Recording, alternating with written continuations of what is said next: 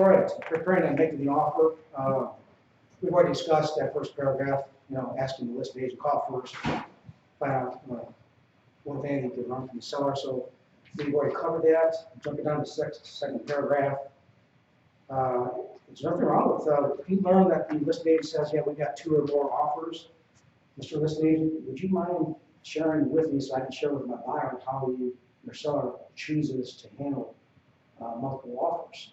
Are they going to, is your seller going to say, now that there's multiple offers, go back out to everybody who's extended an offer and modify if they so chose, or are they going to make a decision on the offers received at that point in time? It's always good to know that. Also, utilize whenever possible the seller signed documents. Why? Again, putting yourself in the shoes of the seller is more likely comfortable with documents that they've already signed, right?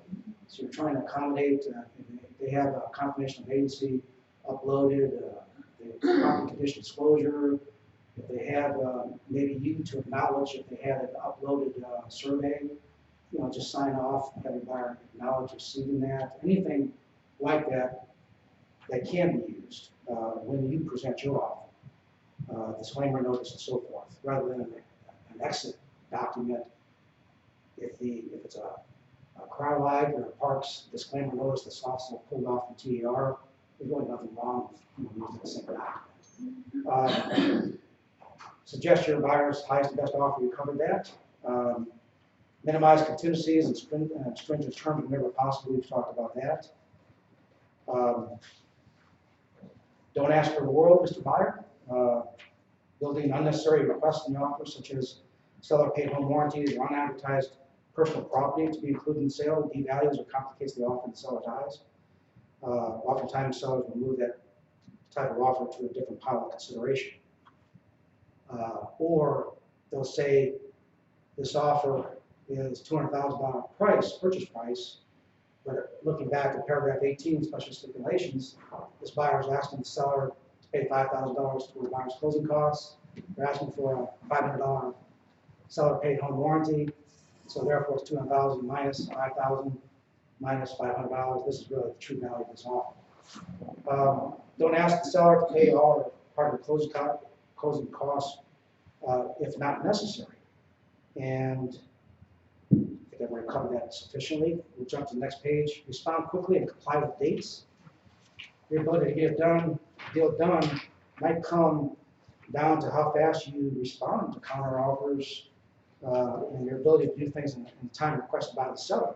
Another question, when Amanda and I were sharing some dialogue about questions to ask the listing agent, is include one question is, if my buyer does choose to be in a competitive situation, we're supposed to get together at 2 o'clock, and I know we got to 6 o'clock to get an offer to you if they so choose to go forward. But the, let's see, what, how much time do we have to submit the offer, which you already know at that point, and how much time will they need to respond to any and all offers? Is it the typical 24 hours, or do they need longer time? Do you know I had one of my buyer's offers, the listing agent told me, Lucky, the reason why, again, your buyer's offer is not as good as some others is because you listed your buyer listing, they accommodated when I told you they were in Gatlinburg. It was a Friday night, and later that evening, right at an offer when it was still available, and the listing agent said, hey, I'm glad that you asked, because my sellers have said that any buyer who asks and can accommodate, we're in the mountains. In the meantime, service is not even available for us to even check our emails and so forth. So if they can wait to have any offer that would not expire before they get back, until noon on Monday, and I discussed that with my buyer. I said, hey, you don't have to comply with this request. They said, yeah, I want to. If that's going to help perception of me as a buyer in the eyes of the seller, because we want to be perceived as reasonable. That was the reason why I listed agent today. Said, hey, they really like the sound of your buyer, Lucky, because you did it, and no other agent had even asked that question. So they had offers that were expired, when the seller didn't have a chance to look at it because they were in the mountains and they couldn't get the internet service with the work. Isn't that something? A little thing like that, you'd be surprised. Moving on, other great tips to consider. Complete a home and other inspections faster. Sure, it takes some pressure off to get inspections scheduled if it's 15 days out or whatever, but then you ask the question, can you move your inspection periods quicker? Because from a seller's point of view, remember, buyer, put yourself in the shoes of the seller. You get monthly offers, if all those terms are relatively equal, and one buyer can get it done in 7 days from buying agreement date, and everybody else is asking 10 or 15 days, if you were a seller, where would you go? Yeah, I want to know if there's some issues or not. I'll go with the one that, if all of the terms are equal. So again, that might be the impetus, but don't make the mistake. Some buyers are thinking if they put 7 days and it's agreed to from buying an agreement date to get any and all inspections done, they're thinking they can have the home inspector or environmentalist or whatever out on the 7th day. But most are not going to give even their findings for 24 hours. Or there's some that actually will give right on the spot. But then, how much time is necessary for the buyer to make a decision? What, if anything, does the buyer want to ask the seller to do as far as reparables? So you and I, if there's a 7-day inspection period agreed to, we're reminding our buyers, hey, have you got that done? It's the 5th day now. Oh yeah, it's going to be this afternoon. Well, good, because that's what we'll need. We may not get that report for 24, 48 hours, and then you and I will have to sit down. You need to decide what, if anything, you're going to ask the seller to comply with the time limit. Does that make sense? Next, Mr. Buyer, consider putting more money down as a deposit if you so chose. I've had sellers who said, Lucky, all these offers are relatively equal. I'm going to go with the one who's committing more money as a down payment because if they don't perform without any good cause associated with the terms and conditions I agreed to as a seller with the buyer, I want the ability to keep more earnest money, and therefore there's value to me as a seller. So you tell your buyer now, understand there's a downside risk. If you change your mind, buyer remorse and you just want to back out of the contract, that is money that you could lose. And let me share with you paragraph 12, the default clause. You not only lose earnest money, but what? You could be sued for performance damages. So treat it seriously. The bottom line is, all the offer that we've already been through, there's a lot of conditions of sale, Mr. Bauer, is referred to. This offer, this contract is contingent upon property appraising for the purchase price or greater. The property is conditioned upon you getting a new loan, whether it's FHA or whatever it is. It's conditioned upon your acceptance of the inspection provision, final walkthrough inspections. The seller agreed to your right to check the Tennessee Sexual Offender Registry within 3 business days to determine the satisfactory to you, whatever it is. Subject to school zones, the reason why you want to purchase in the Blackman area, you want your kids to go to Blackman High School, sellers agree to that. All these things are, but if you just back out because you don't want the house anymore, you found something else that you like better, you could lose that earnest money. That's what you need to discuss. Does that make sense? Okay, next is consider speeding up the time it takes to get a financial commitment or closing. If you find that the seller wants to close quicker than later, then obviously, some lenders, once they are truly pre-approved for underwriting, they can close some of these things within 15 days. Now, if your buyer is getting a USDA loan or THDA, which piggybacks off of the FHA, maybe 30 to 45 days out, and then a couple more days for a THDA approval. So from the seller's point of view, if they want to close quicker, they're going to say, hey, I'd rather go with a conventional loan buyer because I don't have to add those additional likely delays. Make sense? Terry, you doing okay there? I'm not overwhelming, am I?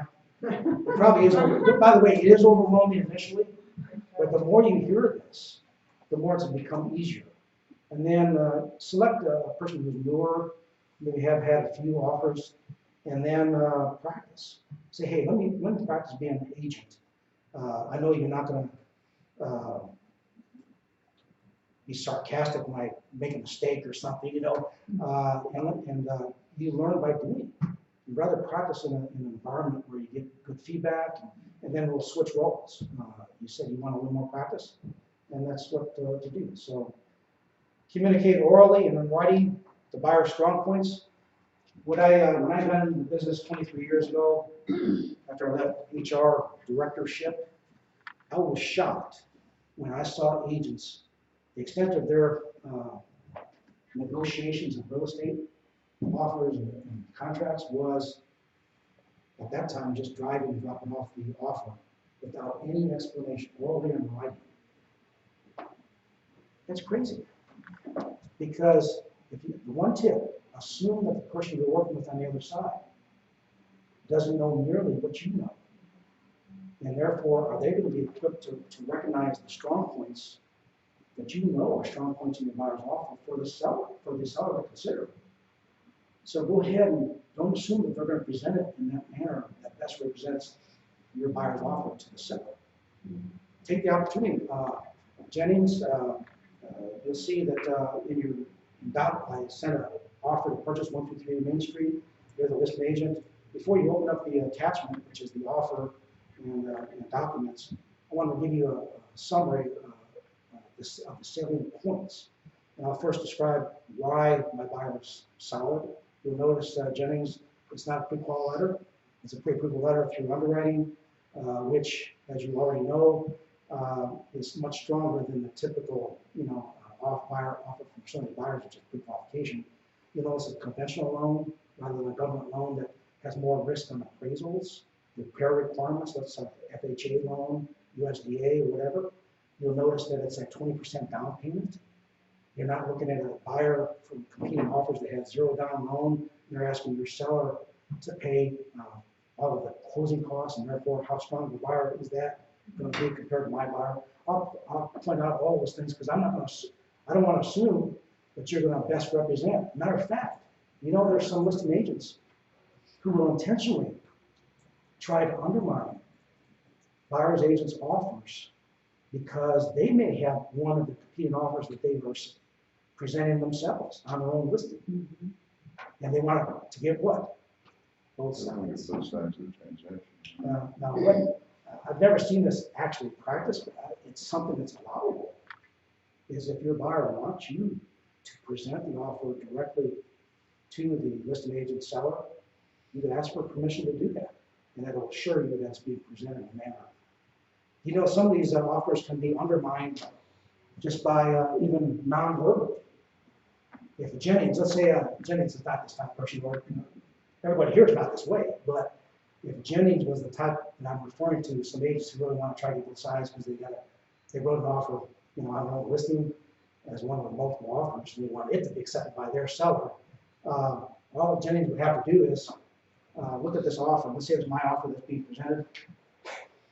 And it points out something like this, that maybe my buyer's closing date was a little further out than what his facilitator buyer's offer was. And just, you can see that little response, non-verbally, is that intended to undermine? Yeah, I think it's an ethical breach myself. Let's see, moving on, because got to consider presenting an offer in person. Submit comparable sales would support the price. I've already covered that. I like that because that's something that's overlooked. Insert contract language in the offer stating that in the unlikely event that the contract sale price is supported by appraiser, is not supported by appraiser's opinion of value, the buyer has the wherewithal and desire to proceed to closing, provided the set appraisal is not any lower than X dollars lower than the contract sale price. I had an attorney look at that and said, hey, that's really good thought, because you're conveying, you've got an exhibit showing that your buyer has the wherewithal to go above the offered price, purchase price offered, and let's say the appraisal had come in less. What this is saying is you have a document that says from the lender that the buyer has the resources and the buyer's willingness to make an adjustment up within this. And then if you're a seller looking at this, you're saying, hey, I'm now even further more comforted in going with this buyer's offer because all the offers I got were above the full list price, there's always gonna be some risk about appraisal anyway. But here's a buyer who's got the wherewithal, I see them in writing, and they're willing to do to keep it together. Isn't that something, a good idea? How many of you thought of something like that? Not many do. Moving on, make your offer from your buyer, stand out from the crowd, clearly humanize your buyer if it's an occupied property, we're not seeing there. I've got attached some letters. I'm sorry? Thank you. Okay. Go ahead and take the handouts that you have not received yet. Okay.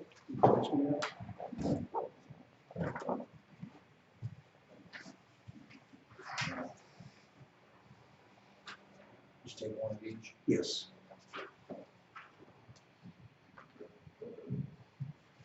I'll tell you, while they're grabbing that, I'll go ahead and we'll hand out. I've got 2 sample letters from the heart.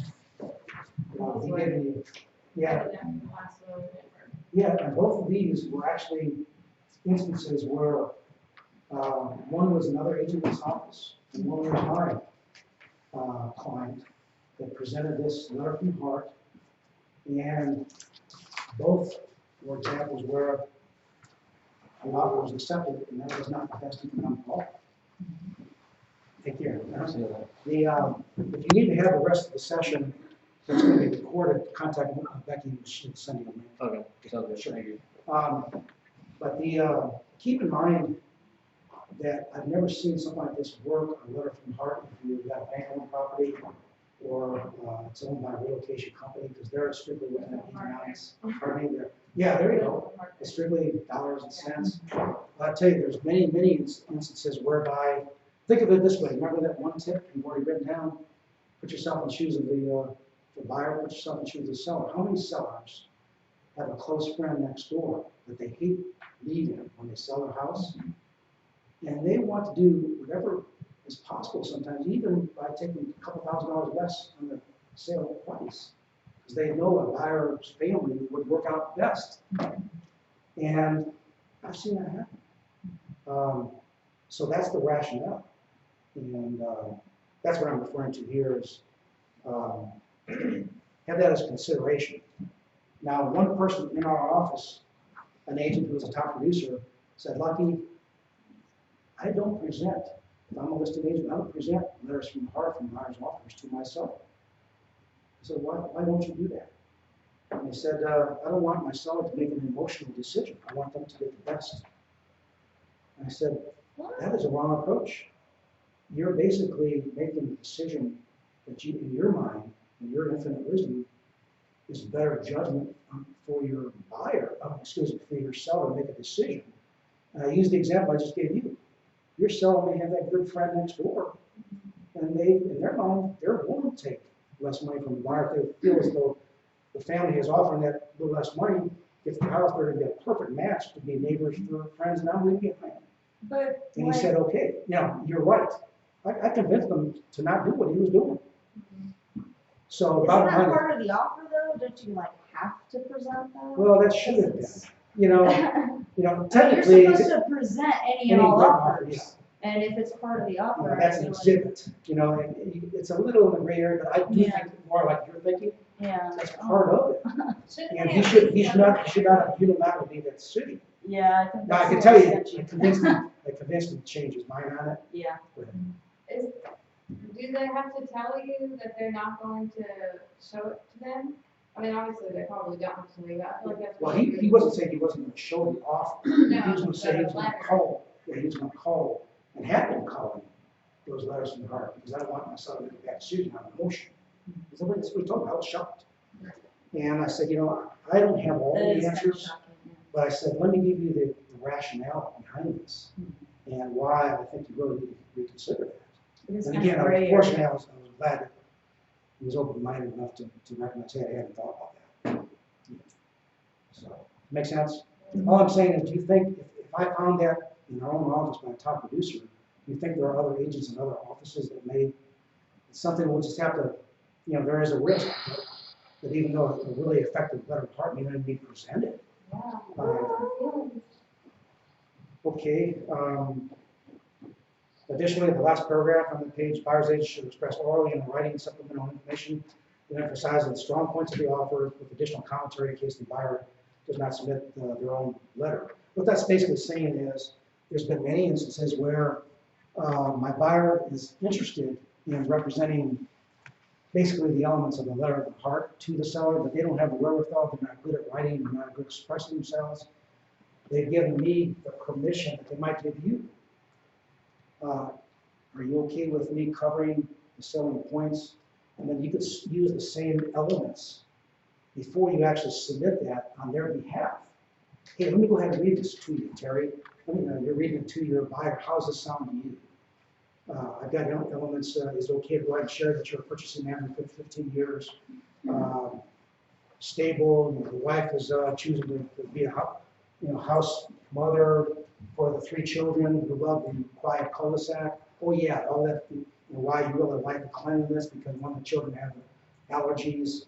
Oh yeah, it sounds really good. Lucky, go ahead and attach it. Point is, you can actually develop a letter of heart for your buyer if they're not equipped, to want to do it themselves. Okay, moving on. And here,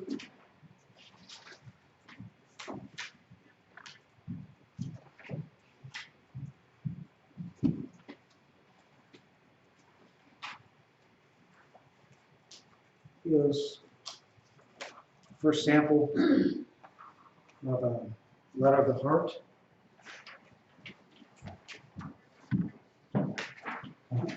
That was actually used successfully.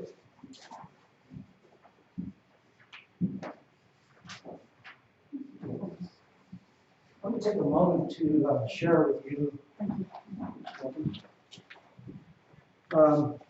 what it says. Dear seller family, thank you so much for opening the doors to your home. We want you to know a little about us besides just some words on an offer. We're the Featherstone family, names of family members, daughter Evelyn, Kate. Like you, we're also moving to be close to family once again. We both work in the medical field, one at the VA and one in a dialysis clinic. Alina is also an artist. This is our first home. Driving up to your home, we felt a connection.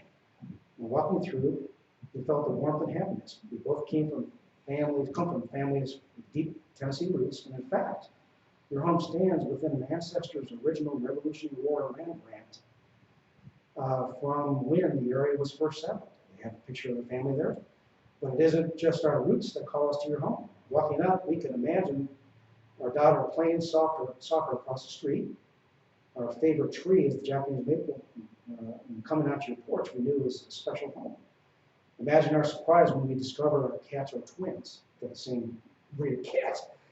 Evie K said your cat looks like our cat Binks.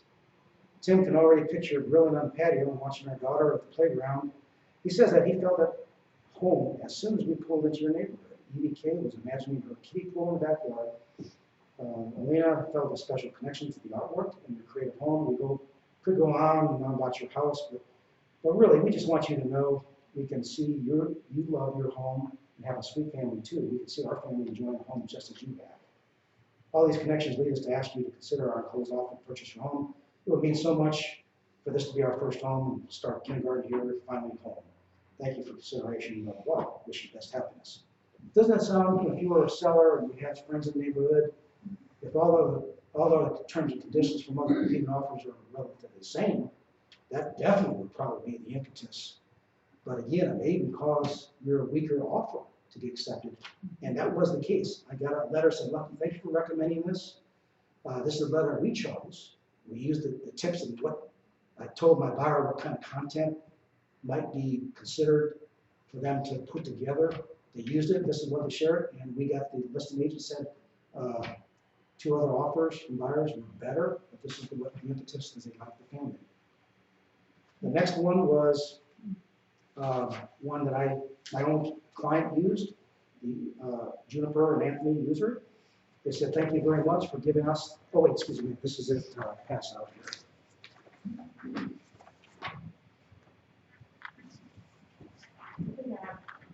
Okay. Yeah. Okay.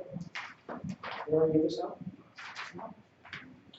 I Somehow I've got this. I taught this before, you probably said in the previous.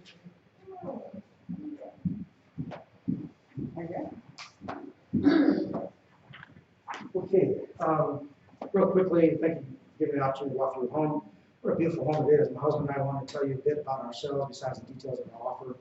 We're Juniper and Anthony Usery, married for a little over a year now with a little girl named Louisville on the way soon. We also have a very regal little cat named Lord Meowington. Anthony works in an IT position as a data center engineer with a company he loves and has been with for years. While I'm preparing to transition to being a stay-at-home mom, we have rented in the past, but this will be our first home. We couldn't be more excited. We've looked at a fair share of houses already, each with their respective quirks and charms. And we tried to imagine how they would have looked for us. Your house, on the other hand, was impossible not to fall in love with. Everything from the layout of the house to the personal touches like paint colors, the renovated garage. Backsplash in the kitchen is absolutely lovely. We also wanted to extend our compliments for placing lit candles throughout, combined with the ambiance of the television being turned on and gave the walkthrough a very warm, home-like feel, as if we were being hosted for a dinner party. Besides those things, we were surprised at how perfectly the house would suit our needs. We were excited to find that your home has many of the things that were bonuses in our priority list, like the fenced-in backyard, open concept, entertaining areas, large laundry room, hardwood flooring, and garden tub. The garden tub was especially wonderful to find as I have a chronic pain disorder. And soaking in the bath helps tremendously. I also felt a special connection to the neighborhood itself, which reminds me a great deal of where I grew up as a child. I was glad to see lots of children playing outside their homes and was happy to imagine we were growing up here and going to school with them. Anthony and I can already picture grilling on the patio in the summertime and hosting small gatherings of friends and family over dinner and dining. I could go on and on how wonderful we think your house is, but mostly we wanted to thank you for opening it up to us and ask you to consider our offer to purchase your home. It would mean the world to us for this to be our first home as we start our family. Thank you for consideration. May God bless your happiness and peace and decide which offer is best for you to go with. So really, you can see it's sincere. It's not a hard sale kind of thing. And I had the seller, which was unusual. She was there doing the home inspection. She came up to me in Anthony and the lady's presence.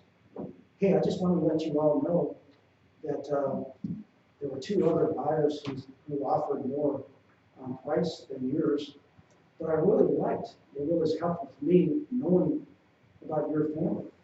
I wanted you to have the house, and lucky, my agent said some really nice things about you, your professionalism, and integrity, and it just, everything worked. So I was willing to take less money. I said, thank you for sharing that. I really appreciate that. We're still living in the house today. It's in Laverne. So hopefully that's of value to you. Let's go ahead and jump, unless you have any questions, what we just covered from a buyer standpoint. Does that make sense as far as helping you with presenting offers and optimizing? Because believe me, I, Bob, Gina, we hear agents coming forward. I had one, luckily I'm getting so frustrated. What's causing frustration? I've written 4 offers now, and my buyer's getting frustrated. I'm getting frustrated as an agent, all this time and expense, and what can you do? What any suggestions to help? So I give some of these points and some things that were considered that might work. You can see how some of this stuff might work. Is it going to work in every instance? No. So I've seen some mistakes by agents who they want to be conservative. They know that their buyer has to have some seller paid monies toward their closing costs. So what do? They don't want to have their buyer caught short, right? So they'll overestimate, asking the seller for $6,000 when really the true number might be closer to $4,200. And they're really shooting their buyers off in the foot because the seller's making a decision on $6,000, but if it's not needed, if they did a better job on talking with the lender of saying how much really would be needed, little things like that. So think through as best you can. Nobody's perfect. Again, we can't cause everything to be acceptable. But let's go ahead and put you in the shoes of being a listed agent now. And you receive 2 or more offers. And your seller says, Priscilla, I really trust you, and you already know this is the first home that we're selling, and I'm going to look to you for guidance. Now, when I had the 30 offers, believe it or not, I was prepared. I had the strengths and weaknesses of every offer. a little notes myself, because I knew that family was gonna ask me. This is the first home that they sold. And I knew that there was probably three categories. These were probably, there's no way it was gonna appraise 50,000 above, you know, and I would very easily go through a stack, and then, you know, these are, you know, some, a gray area, you might wanna consider these. And then these are really the top choices. If I was asked, what do you think, Lucky, if you were the seller, what might be your top choices? So you might wanna have that in your mindset. You know what, with all the experience I've gotten awards for CMA preparation in terms of accuracy.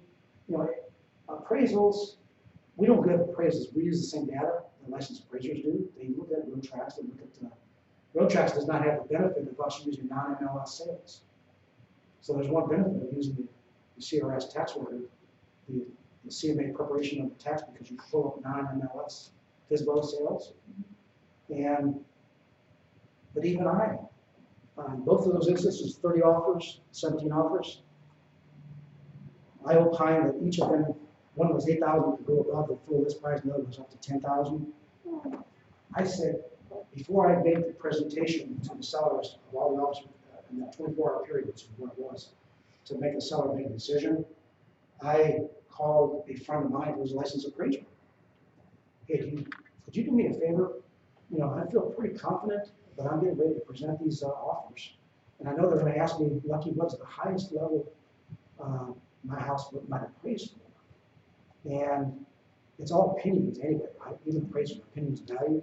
I said, when I contacted Jeremy Stevens, I said, yeah, Lucky, I got a few minutes. I know you go out of your way to help me when I have things that I need more information. When I do appraisals, you always, you know, give me your time, I'm gonna reciprocate. And while we're talking on the phone, he said, yeah, if I had an appraisal on your subject property, I agree with you. Both instances, he said, that makes me feel better, even though I'm not a neophyte. But even if somebody like me that has all these designations and, you know, brokership and been in the business and, you know, these kind of things, you might want to consider not necessarily an appraiser that you don't know yet, but even have somebody in the office say, hey, I'm getting ready 2 hours from now to present these offers. You know, Terry, would you mind giving me your opinion? These are my comps that I selected. You've been in the business longer than I have. Could you offer your opinion on what you think the highest appraiser might, you know, appraise this property? Or give me a call, or give whomever a call. You follow me? Ask somebody in the office to say, hey, if you want your opinion, or over time, you may have a relationship with an appraiser. Don't do it often, because you don't want to encumber them with free advice, if you will. You know what I mean? So, I'm supposed to pay for those. yeah.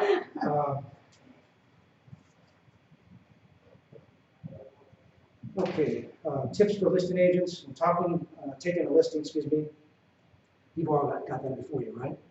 No. Okay, thanks.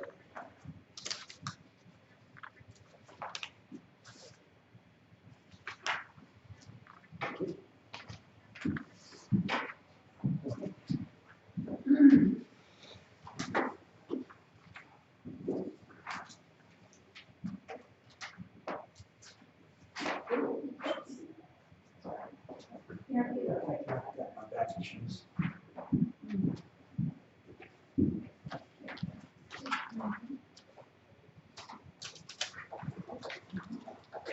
Okay. Taking a listing, explain to the seller that receiving multiple competing offers is a distinct possibility in today's market. I usually say, you know, Middle Tennessee up to $300,000, you might have 2 or more offers. Now, I'm seeing some headwind. You know, I had a listed in mind 5 years ago. They bought a property and she got divorced, wanted me to list it. I said, well, we haven't listed, and did a CMA. She said, I'm going to go ahead and I want my son to stay in Blackman High School for the last 2 years. And we're going to go out of state. I want to capitalize on the price appreciation. I said, you're probably definitely appreciated in value, but I said, it's going to shock you, I'm afraid, because the rental prices have gone up so much. I'm going to encourage you to go ahead and take a look at, you know, rental, how much square footage you're going to get, and what school zone you're going to be in. And sure enough, a couple weeks later, she said, well, I know exactly what you're talking about now. I'm not able to save the money I thought. And I got this big house. And I'd be spending, as much, if not more, on rental for smaller square footage, and I have to spend money on storage. And I said, well, you may want to just, if you can, just stay in a larger house. I thought you would explain that. So the bottom line is it's going to cause some sellers not to want to sell. But again, if you're selfless, like we all try to be, there's no doubt in my mind that she's ready, she will call me. But I said, in good conscience, I couldn't let her go blindly out there and have her disappointed in her goal of saving money for 2 years upon after selling was not going to be accomplished. You know what I mean? So make them aware of what could happen. One approach is to list the property traditionally, with no advance notice to buyer prospects. In the second paragraph, or have an expectation of obtaining multiple offers. Advise the seller that they may receive a quick offer, which typically would require the seller to respond in a time frame. If you anticipate 2 or more offers, have this discussion. What this paragraph is talking about is, Mr. Seller, what I've learned in class, I spend time and money to train myself to help my clientele to the best of my ability, so that you're enthusiastic about referring me to your friends and family in the future. I'm trying to earn your respect. With that in mind, if I were you in this price range, in this market, you may want to authorize me to advertise your home is going to be available for showings for 4 days or a week, at which time we'll have a deadline. Any offers should be submitted by this time frame, and then you will review all those offers and make a decision. And you will commit that you'll give a response on X date. And that precludes you from having to make a decision on the first offer that comes in. It may not be in your best interest. But you may say, well, it sounds good. I'm gonna go ahead and take it. And then a half day later, you get 4 other offers from cash buyers paying more money and waiving their appraisals. And you're gonna be regretting leaving $8,000 on the table. Remember that example? Why did I tell you on the example of my listing of 30 written offers? The lowest was $100 above full list price. Lucky, that is the offer that we would accept it because the CMA justified it. And what had happened is that's an example where in the next 2 weeks, there were other comparable sales that justified the higher prices. And does that make sense? And why? Now, if you do not anticipate, if you're taking a listing, like your example, if you don't anticipate more than 1 offer being submitted at a time, do not recommend a showing period because there may be a buyer who wants to submit an offer. They want to make a decision. They're in California for just a weekend. They want to make sure they've got something in the contract. And if they see a showing period that your seller's not going to even consider it until the following Saturday, I'm going to have to go through another property. See, you don't want to miss. Does that make sense? Moving on, the next approach is paragraph middle page there. Is the form of seller upon receipt of the second offer prior to acceptance, immediately choosing to have their agent send out multiple offer disclosure and notification form. Remember, in TDR has a form 663, an RF 663. I've never received one of all the ones I've been in. Okay. Well, it's not required, Yeah. but it is a form that could be considered as an option for yourself. We're now talking as you as a listing agent, and you could even on the front end, when you take the list and say, hey, if in fact we do have multiple offers, there's a couple ways you can approach. You are the decision maker, Mr. Seller, not me. And as your trusted real estate consultant for life, quote, use that language. That's a buyer referral approach. I didn't know, I'm not a native of the area, and people didn't know me as a real estate agent like some of you. How did I build my business to be, realtor of the year, realtor of the year, and so forth? Finding people so they refer your business. She got a third highest in the community, even as a new affiliate in the Ruthies. It's because people know you, trust you, and We're not supposed to have anything like that though. It's uh, supposed to be mom. pardon me. Are you talking about Ruthies? This Yeah. Yeah, it's supposed to be secret, so. Yeah, well, technically, we're supposed to tell that. No, you got that. It was Oh, nice. that was the Main Street rules. Okay, that's what I was referring to. Oh. So now we know that you're Oh, I'm sorry. Okay, Oh, I'm sorry. I thought that was, my apologies. Okay, I'm This- sorry. No, that was last year is the one I was referring to. You got I that. actually got that 2 years ago. See, That's what I was thinking of. I thought you were talking about the movies. Oh, no. Sorry about that. Forget what I just said. No. I'm glad that on the record, no. I'm pretty sure But the bottom line is, earn people's respect, they're gonna trust you and so forth. But basically, it's an approach, as Amanda was asking, I even asked this when I teach trees, the pre-license, and of course for the affiliates, is there is a multiple offer notification form. Some agents, I believe, feel it's a requirement. TAR has drafted this, their attorneys, the answer is no, just like you have not come across that. However, when I have a listing, either discussed at a listing appointment or when you have 2 or more offers. Mr. Seller, how would you like to handle this at this point? Here is a multiple offer notification form that the Tennessee Association of Realtors has as an option for you. And it basically says, you send this out from seller to the buyers who've offered. Hey, we are in a competitive multiple offer situation.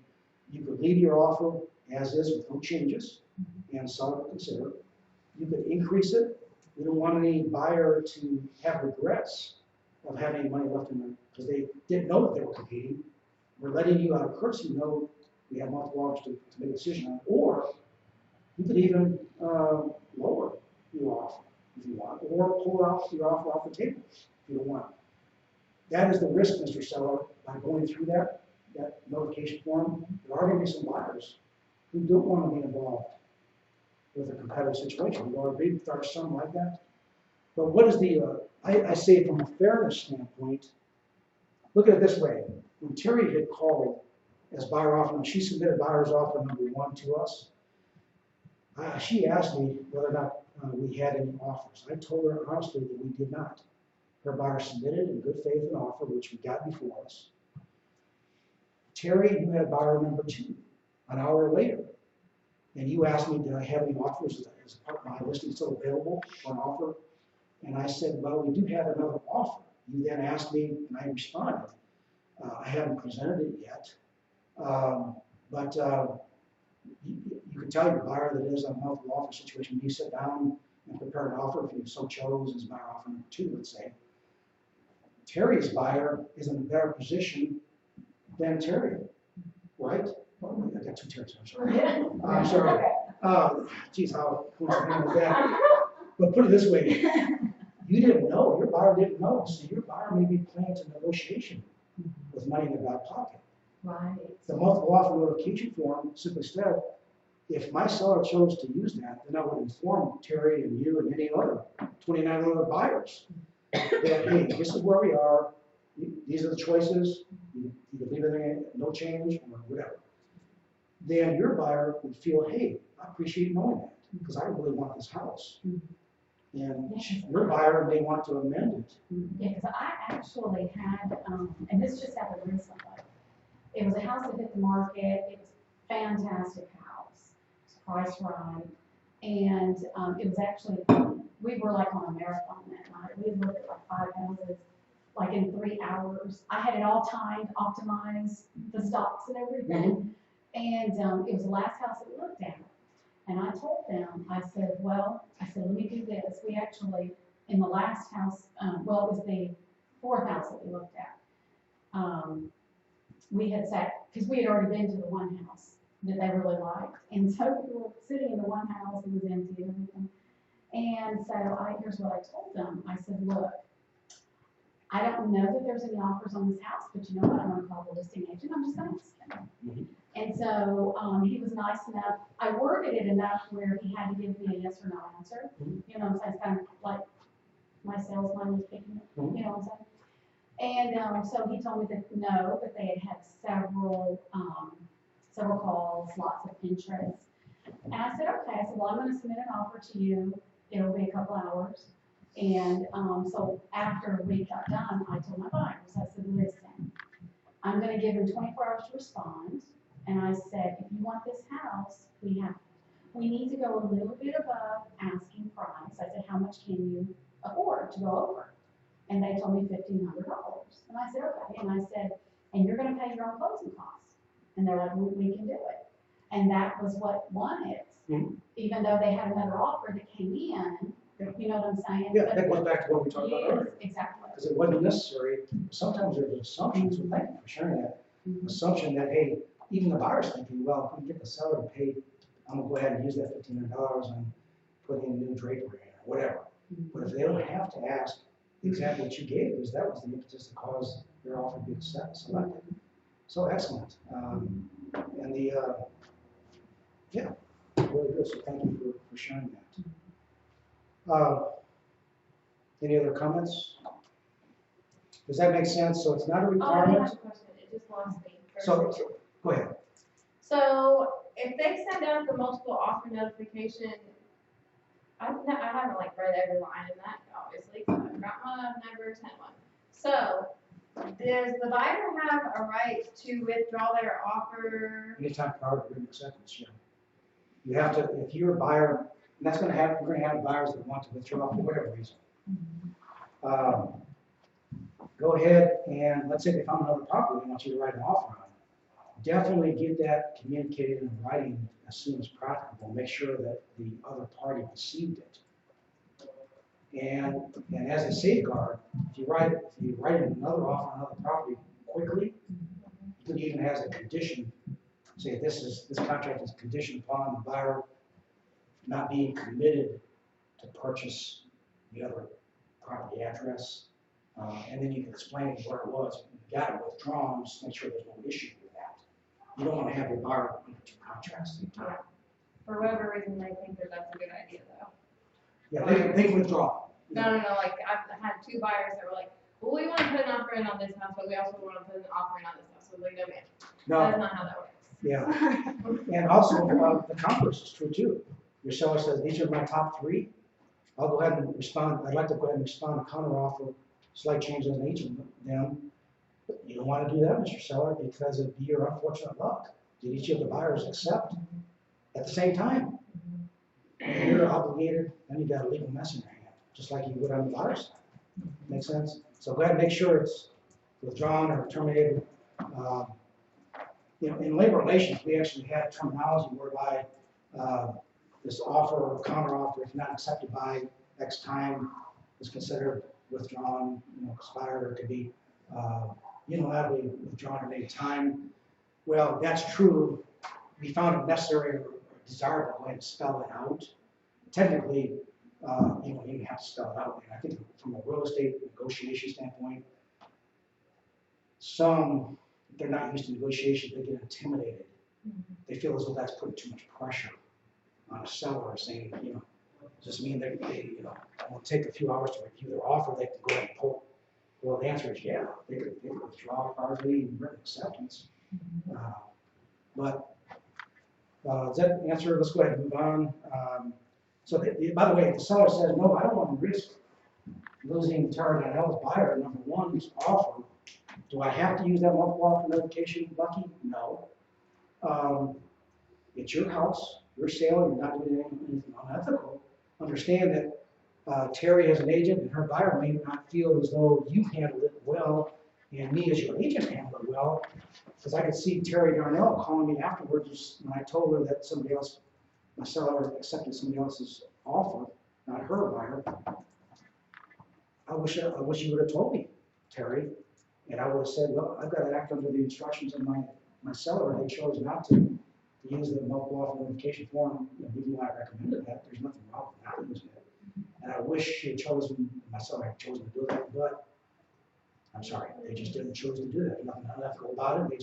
They didn't want to lose buyer number two. The chance of, because it was so good, they wanted to go ahead and accept it. They didn't want to take the time. You see how that can happen? I had one recently in Innsbruck. Elder lady, a widow of mine, several clients over the years, sales, and in the fourth day of the listing period, lucky, this fourth offer is one I really want to accept, and even if other offers came in better, I'm not going to consider it because it's my neighbor, this is the family member of my neighbor, and I want them to buy the house and to be together. That's another example where it's not just economics. Do I have to go through another 3 days that we've advertised? No, Mr. Seller, it's your call. It's your house, you can make the decision. I can tell you that you and I are gonna have egg in our face in some agents and buyers' minds because quote unquote we reneged on what was advertised. And all I could do was convey that to people that my seller decided to make a change. I didn't think that would happen, but it did happen. Yeah, that happened to me once. Yeah, so you see, and what happens is sometimes the buyer is comforted by the length of time in the showing period. They say, well, thank goodness, I'm really glad to hear that I have to go ahead and wait the 2 days of business. I don't have to take a half-day vacation to see the property to move quicker. I could get, again, have you set an appointment on Saturday, but then the decision by the seller was on Thursday, not the full, and they said, geez, had I known that, I would have, and then you get upset, but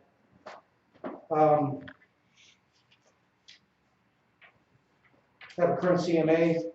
Again, you're getting ready to, so you might catch some higher sales. And then the last sentence on that page, equate the quality of offer, not just the price.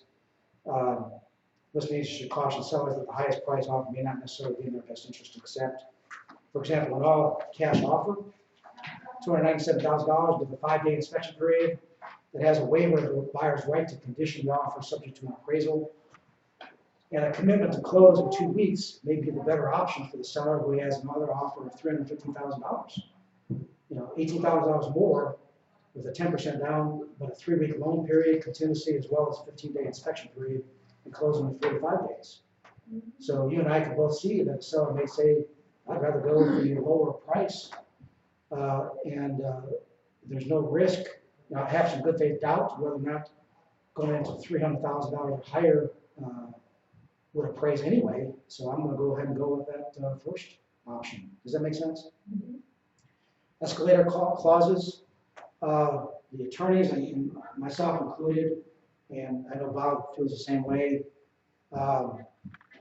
You can't have a successful closing with a buyer and seller who agreed to an escalator clause, but it's not recommended because it's fraught with danger. What it is the buyer who says, in the event of a higher competing offer, I authorize the seller to modify my offer price to be elevated $5,000 above the offer as written, up to a maximum of $5,000 above the highest verified competing offer, buyer's offer. So that's the escalator clause. What is that? The buyers who choose to do that, they're trying to protect their interests, and they're okay with, rather than losing out on the property, they're going to have to authorize an escalator of the price first offered. The danger is, number one is, what's the highest value? Is it one that is a higher price, and then they ask the seller to pay X amount of dollars for seller paid closing costs for buyer's closing costs? So it's not really this price, it's really this value, right? Plus home warranty included. Do some buyers want to keep their terms and conditions confidential? You got that issue too. What's verified highest competing offer? So attorneys and myself, if you can steer your buyer away from having you write an escalator clause in their offer, it's recommended for those reasons. There's too much debate. And again, I've seen instances where you can't have a successful closing, but try to avoid it, now that you know something about it. Never speak for your client. Even on, Terry Darnell, you and I were talking about the 24-hour period. I put in there 24-hour period. Well, you and I may have put it in the offer, but it's really my seller decided upon an offer expiration period of 24 hours. It's always my client. This is their offer. When we present an offer, it's not Lucky Luke saying, I'm offering this price, I'm offering this one. It's always our client. So you didn't say it wrong. I'm just saying for clarity purposes, we want to avoid anything that gives anybody the impression that we're the decision maker. That's what that paragraph talks about. Other helpful tips to consider: be wary of buyers who present offers without having first seen the property. This is something I started picking up about a year and a half ago. I was seeing some, and you'll appreciate this, Jennings, some investors frankly, they're savvy investors. I've seen some who wear out their agent. And you may be the agent and you're spitting out 20 offers, and each day there's a new listing. They're saying these are parameters, you got the template in mind, you're spitting out these offers. And what their hope is the investor is a cash buyer, the seller's gonna be interested, right? They're gonna give a 5-day inspection period, not a 10-day out. Close in 2 weeks, subject to that 5-day inspection. But what happens is, not everybody, but you and I, if Jennings is a listing agent, I'm gonna say to my seller, I said, there's no evidence that this cash buyer had even shown the property. And this may be an example of one thing I learned in our office is so good at training and everything. One thing I learned, maybe going on here, is a strategy on behalf of some investors, it's maybe one, that tries to get a seller to get caught up in the cash buyer, close quickly.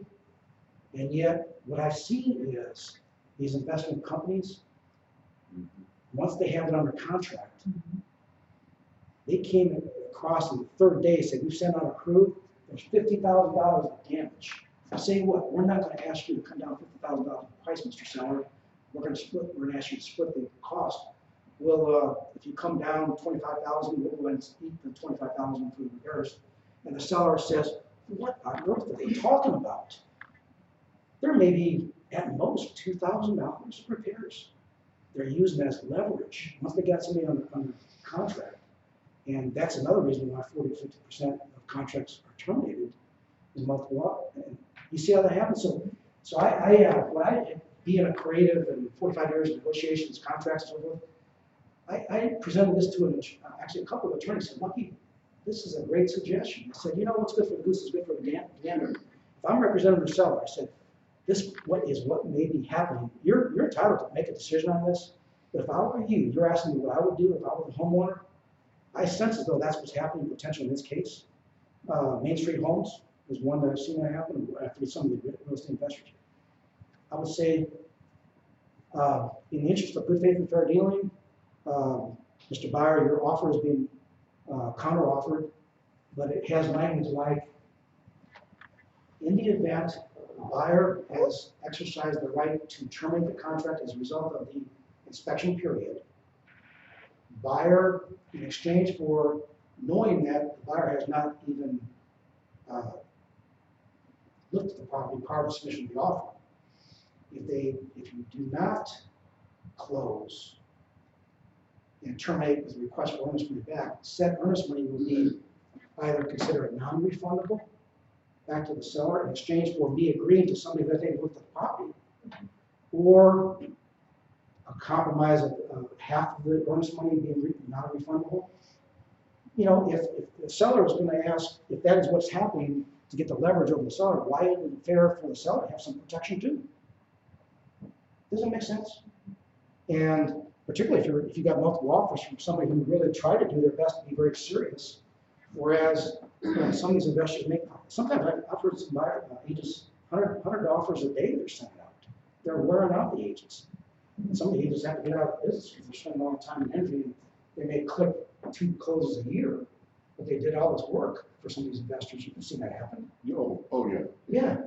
You know, some of the real estate investor group of Nashville, you know, if they have percentages have to be at this kind of margin, if not, they'll go ahead and flip out in hopes of having one stick. And so thank you for corroborating that, because that's what I've seen. So isn't it fair? Mr. Starr, it's your decision. Hey, Lucky, that's a good idea. I had one seller actually decided to go there. And the seller was willing to go ahead and agree with that half. I said, because he knew that he was still getting a good buy, you know. But at least if he backed out, then at least my seller had some compensation, and then accept backups. We have backups. So. By the way, we have lease purchases. There's non-refundable. You know, most monies they agree to all the time. I'll make a point outside of this. Don't cobble together a lease agreement with a purchase agreement. If you haven't heard me or Bob say this before, get them to have an attorney involved. I've had 6 contracts over the years, 3 of which closed, but there's a lot of reasons why these things don't close. I don't have time to get into that and off the topic. Let's see, other helpful tips, be wary, consider trying to negotiate that the seller will close on an agreed upon contract closing date. Provide the seller is allowed to give the buyer possession on the next date and at Y time in the future, let's say 3 days following closing. Here's when you asked the question, remember the example where Amanda had learned from the listing agent, said, thank you for asking the question. We have had difficulty getting a house under contract when my seller has, they've got to buy another house to move to. And they've already written 3 offers and others. So they would like to have, and they've also gotten burned by a previous buyer who did not close. They had things, they spent money on a moving company, they had their furniture on a truck. They were forced to move back in their house. And they said if any buyer can allow possession after closing, that's what would be a strong preference. So that's where you can consider, Mr. Buyer, would you be willing, do you have the wherewithal to consider accommodating or fulfilling that seller's need? To have you as a buyer close, let's say the closing date is Friday. They want to say the seller will be left in the house to start packing, knowing that the closing finally did occur for sure. On Saturday, move their stuff in the trucks on Sunday, have time until noon on Monday to have room clean condition, and give the key back to the new buyer who's now a homeowner on Monday at noon. And Mr. Buyer, are you okay to do something like that? Well, yeah, that would allow me to beat other buyers' offers. That might be an option. It's not going to work for everybody. There is some risk. Use the temporary occupancy agreement that's available at TDR. There's one for the seller in terms of closing after, and there's one for early move-in. If you have an occupied, most sellers will not. I've never, and I usually use the word never, rarely, unless it's really important. A third-party owned property bank, they will never allow a buyer to move in early. Let's say right before closing there was a drop ball or a glitch or something, but hey, it's Friday, we'll be able to close by Tuesday morning. Get this cleaned up. Well, the buyer says, geez, I'm really stuck. I had all, Mr. Seller, please, please, please. I'm praying to God that you allow me to move in. You've heard from the other that it'll happen on Tuesday.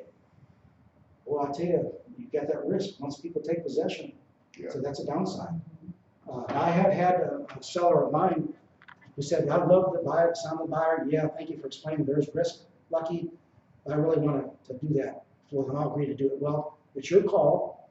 Understand, I'm going to document some of the risk factors that you have agreed to go forward. Here's the document. TR is going to do the job of documenting who's paying for the utilities, what happens if there's damage. That weekend, so many vandals. Right now, they're not stealing copper tubing, they're stealing heat pumps. If you move out of the house on Saturday, things are completely out Sunday night, and Sunday night, the house is vacant, and the new buyer is expecting to get the keys to start moving and take possession on Monday. They may find that somebody stole the heat pump. That's what's happening with things. So does that help? Let me just go ahead and finish off. And then what I'm going to have to do, unless somebody wants to, I've got 2 other handouts that will give you a lot of information, but let me go ahead and cover this last page here.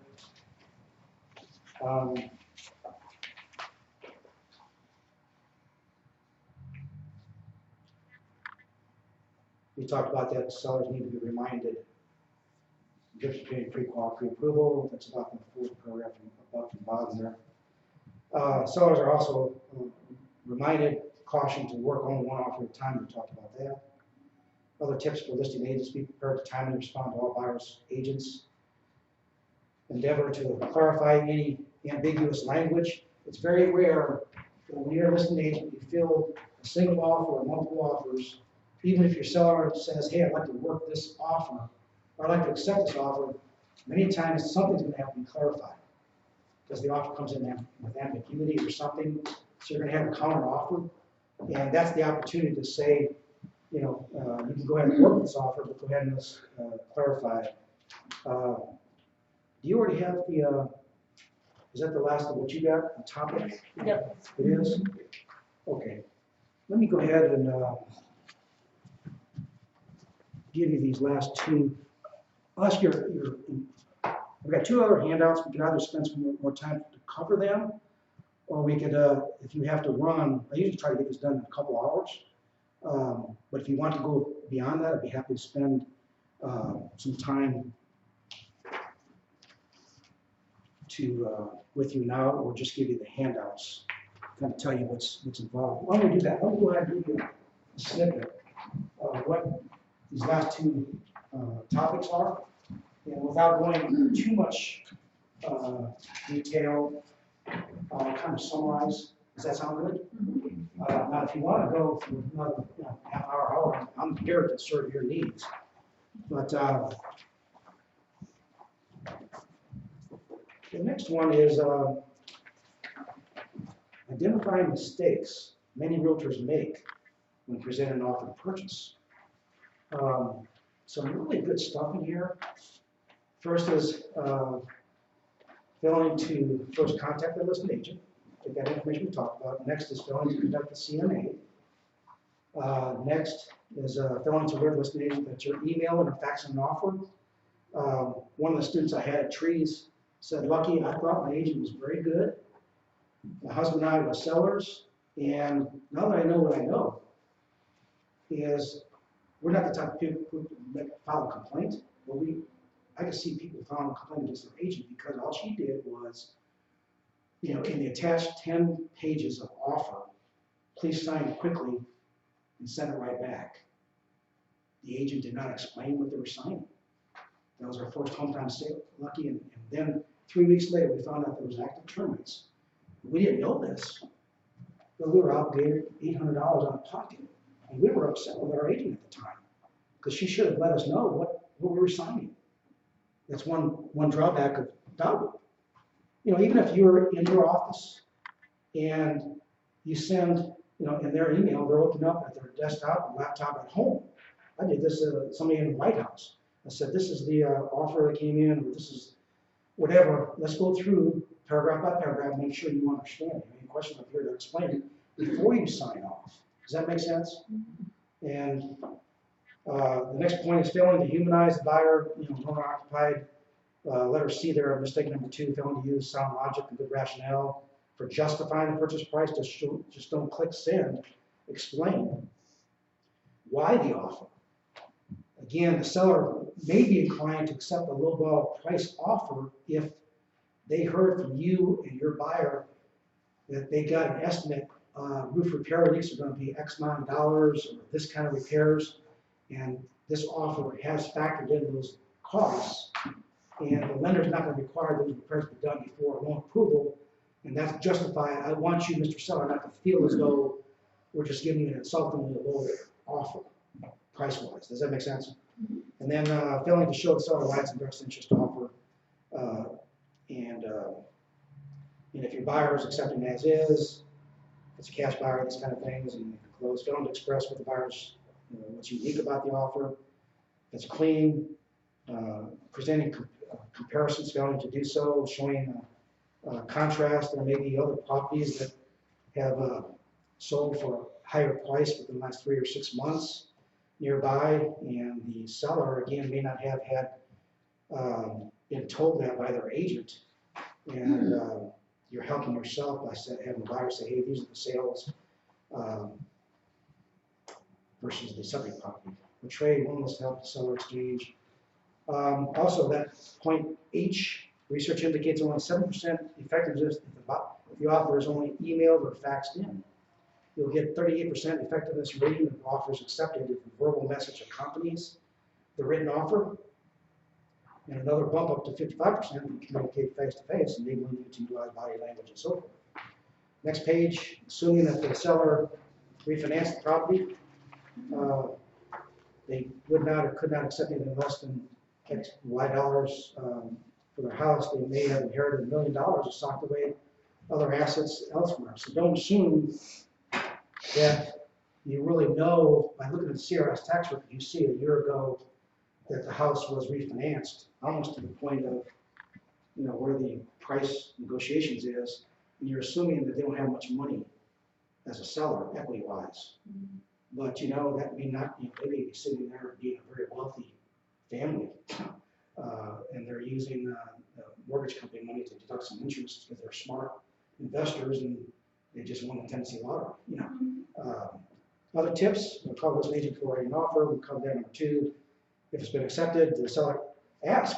If you got, let's say, Lucky, I'm so sorry to give you this, but your buyer came in number 2. I would then ask, if I knew my buyer wanted to consider, is your seller open for the terms that my buyer submitted to be considered as a backup in the event of termination of buyer's contract number 1? Yes, no, or I'll have to get back to you on that. Does that affect, if you are the backup offer, does that affect being able to place an offer on something else? Do you have to put wording in the? Yeah, you want to make sure that at any time prior to the enactment of moving that back up into the first position, that your buyer has the right to withdraw that and not be obligated, because in the meantime, you and I are going to be showing property. So that's the point that she's asking is really the point. You want to, most buyers will say, hey, I want to go ahead and lock in if at all practical. But if I find something even better, I want to go ahead and, can you pull that? Yeah, we want to make sure that the language permits. And TR does have a document to use. And there's some pros and cons. The pros being, if your buyer does get their offer accepted as backup contract number 1, then they don't have to worry about competing with multiple offers again. It's going to be the one that's elevated. I had backup contract number 3 elevated and got the house one time. So,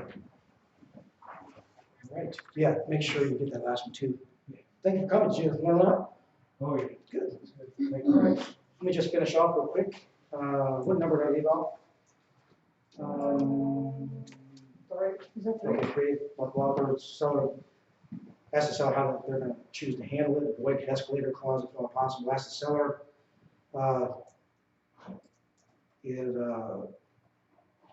ask why any previous offers were turned down or contracts falling through. If they're able to be specific,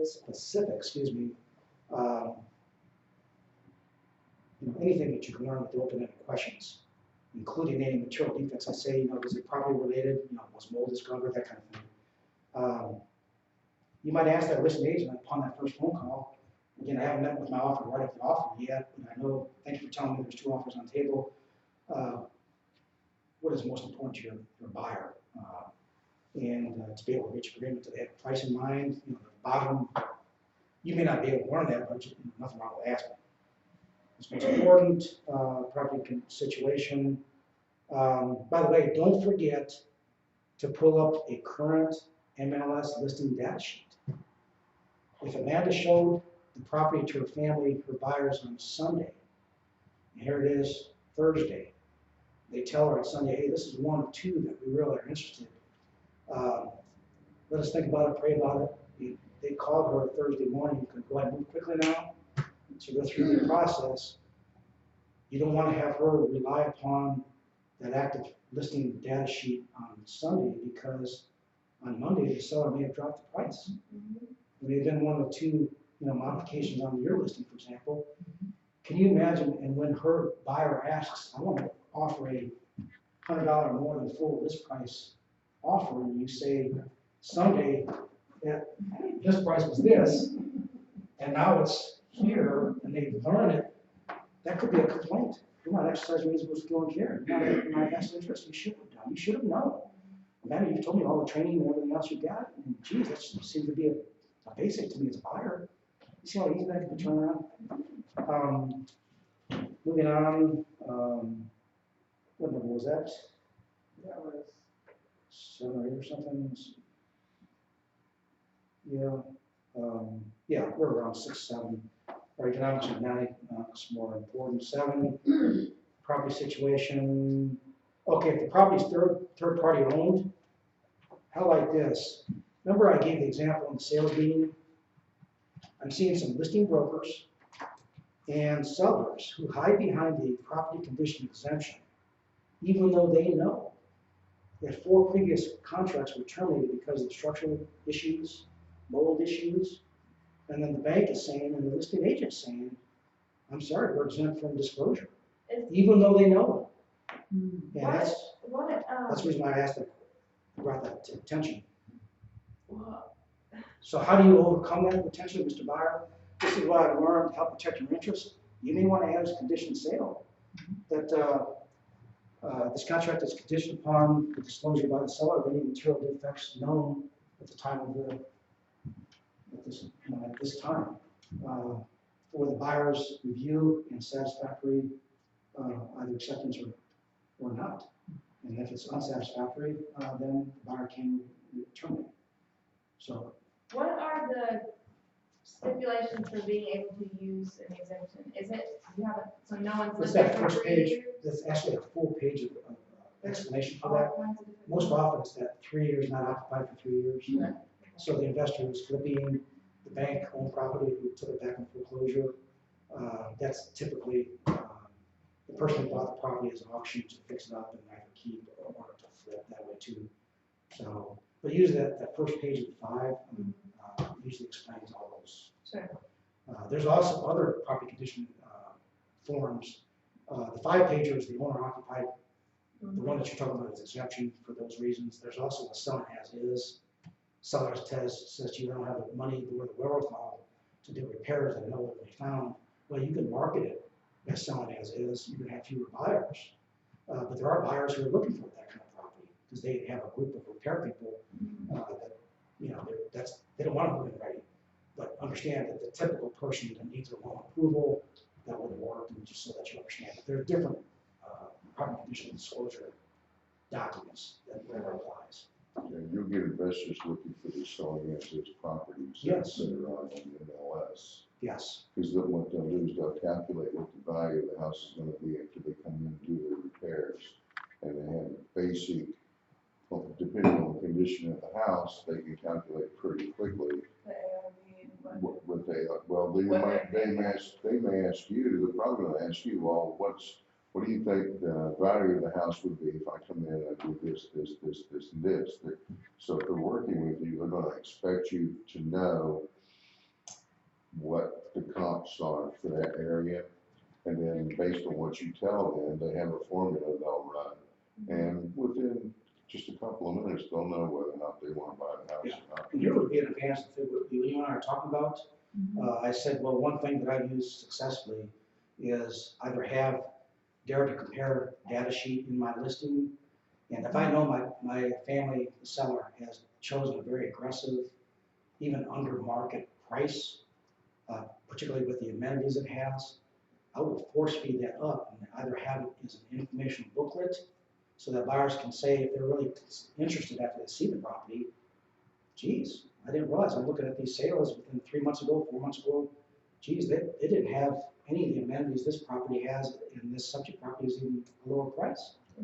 So, and then the other option is, hey, Lucky, and I point out too, that does not allow you to get more showings because that was inside the property listing.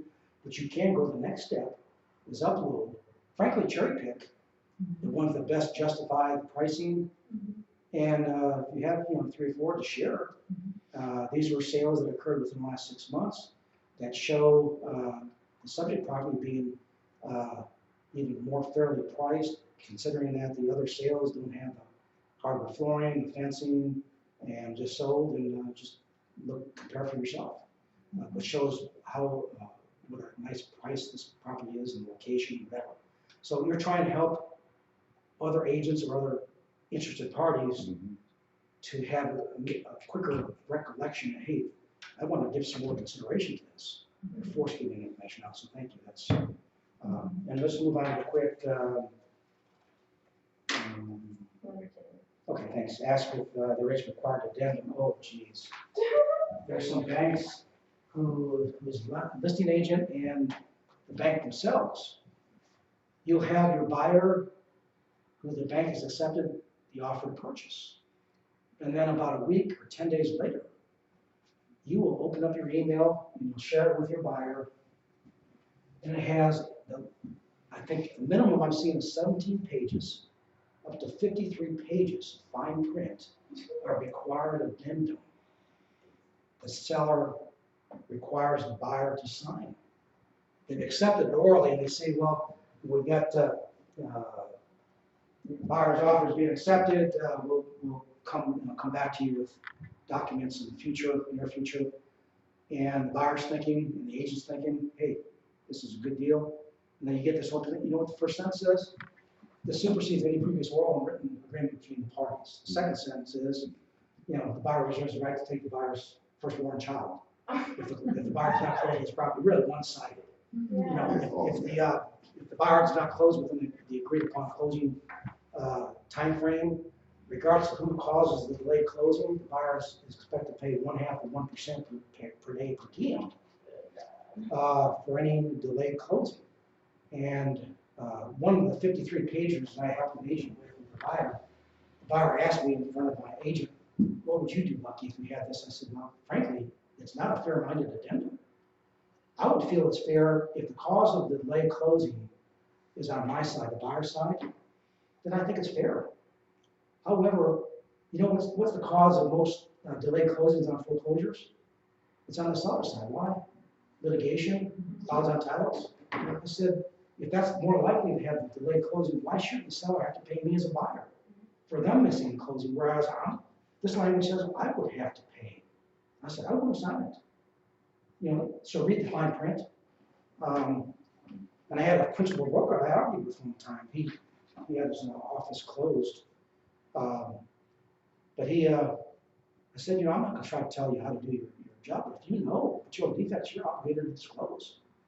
Check with an attorney if you think I'm not, you know, I hate to see you get in trouble, because I really do hate, even if another agency. But in any event,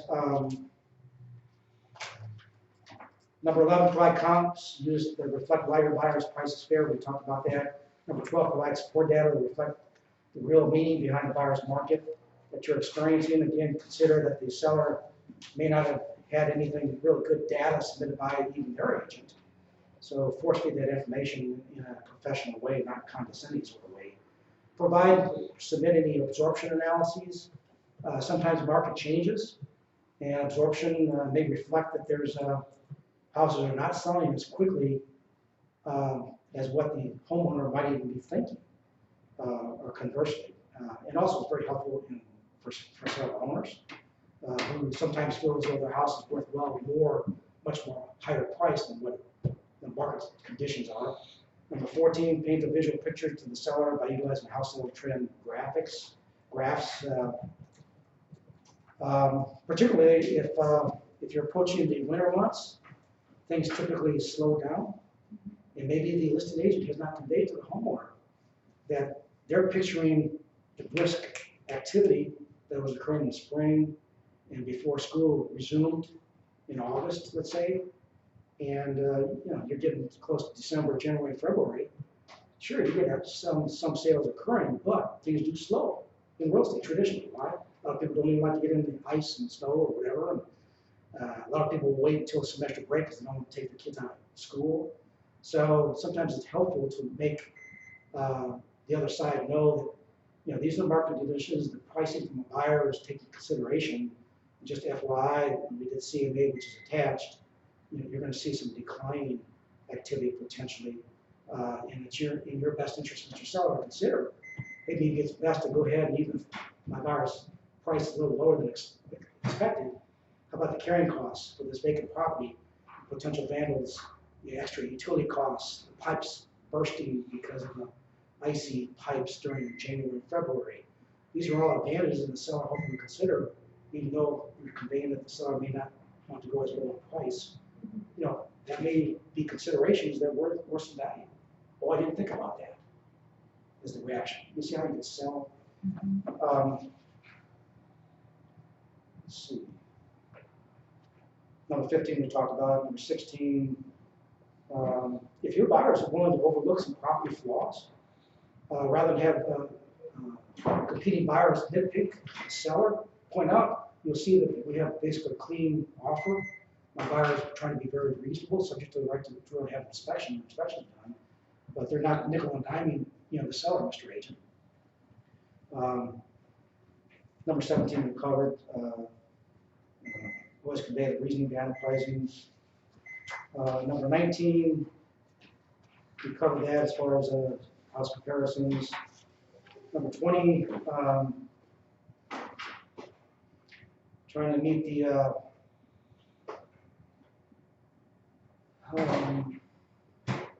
now, 20, the last sentence there, cue the seller, if you present an offer on behalf of your buyer, if you know your buyer really doesn't have, they really have the maximum, they went to the highest they could do and still have their loan approved. There's nothing wrong with letting the seller know that just on the front end, this really is the best because of debt ratios, cash requirements, or whatever. And you're being honest, with the authorization from the buyer to do that, but rather than waste the seller's time or have the seller think that they can try to squeeze some more money out of your buyer, maybe it's better to go ahead and approach it so that you're not wasting anybody's time. Choose your words carefully. Number 21, this is the best my buyer can do on the property at this time is often interpreted as what? If I'm conveying to Terry Darnell, Terry, this is the best my buyer can do at this time. You're thinking, when you go back to your seller, you're probably thinking as though that's it. My buyer has drained the swamp because you're hearing from Lucky, that's the best my buyer can do. However, what you're not hearing, the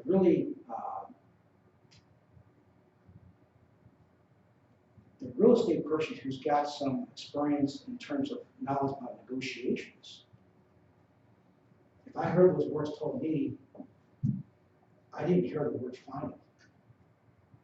Final is different than this is the best I can do at this time. Tomorrow, my buyer may be able to come up $2,000.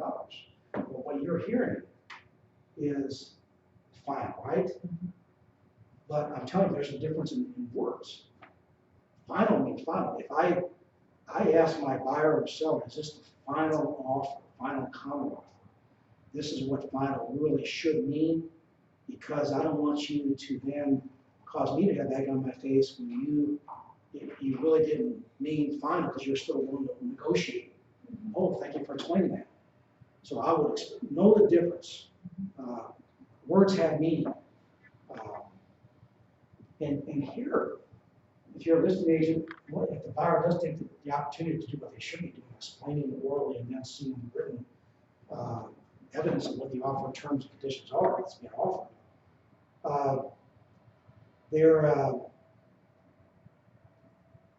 they may use a word like they're offering 197, but that may not necessarily be a last offer or whatever. That really should be taken. Let your client interpret that. You're telling me that there's probably some negotiating room, or I probably should think of a better expression, but I think you get the drift. Be a problem solver, seek solutions. Don't view. A lot of agents make the mistake. They view this as a win-lose proposition. They say, "Well, I've got a fiduciary responsibility to represent the best interest of my client," and they're thinking just a win on their side. No. The best thing to do is you try to see where the win-win solution is. If you think you're at impasse, meaning, let's say you're the listed agent, and your seller said, "This is I'm going lower in price than I thought I would. I'm not going a dime less." And the buyer has come up, and you got $500 apart. That's when seek a solution. Well, Mr. Seller, my buyer still wants the house. I think your seller still wants to sell the house. My buyer's asked me to ask you. We noticed when you bought this house you mortgaged it through Wells Fargo 5 years ago, you would have been required to get what? Title insurance, title policy. And have you checked with your seller to see if they got a title insurance policy? Because there may be well, put it this way, if I'm on the listing side, that would be an option because I know and you know there's a reissue credit of 30%. And that may be, if my seller offers the buyer the copy of the title insurance policy, it's only 5 years old. If it's more than 10 years, you can't do this. But if it's less than 10 years, that buyer can save, in some cases, $500, which is what the 30% might be, in lieu of the seller doing what buyer had asked for, $500 in repairs. And the seller says, no, I've gone far enough, I'm not spending any more money. Thank you. You're welcome. Does that make sense? So I've done that in my own practices in there, and I said, well, geez, we got a solution. We got a win-win situation. Would you consider this in lieu of the seller doing repairs? You know, we'll go ahead and the seller will give you the title insurance policy. If you will get agreement on the inspection items as is, with the seller not spending that extra $500 as requested. So there may be those kind of solutions. Well, I'll tell you what, we're $500 apart. My seller will agree to that, provided the buyer will permit my seller to have 3 days possession after closing to make sure your buyer closes. You know, that might be an option. Okay, and here, what we can do is, I'll just kind of give you an idea what I have here, situations, like if you have it allows you to assess what a seller, when you're a listing agent,